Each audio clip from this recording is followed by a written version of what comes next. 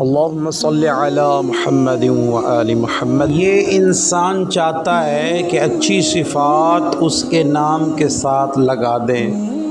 انسان یہ بہت پسند کرتا ہے کہ اچھی چیزیں جو اچھی صفات ہیں اس کے نام کے ساتھ لگا دی جائیں۔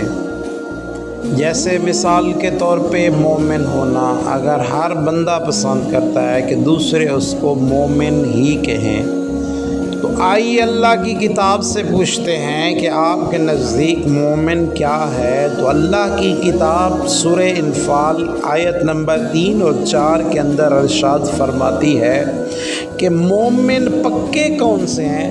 تو فرمایا پکا مومن وہ ہے جو نماز قائم کرتا ہے، اور دوسری نشانی یہ ہے کہ جو ہم نے انہیں دیا ہے، جو رزق ہم نے انہیں دیا ہے اس میں سے وہ خرچ کرتے ہیں۔ تو یہی لوگ پکے مومن ہیں۔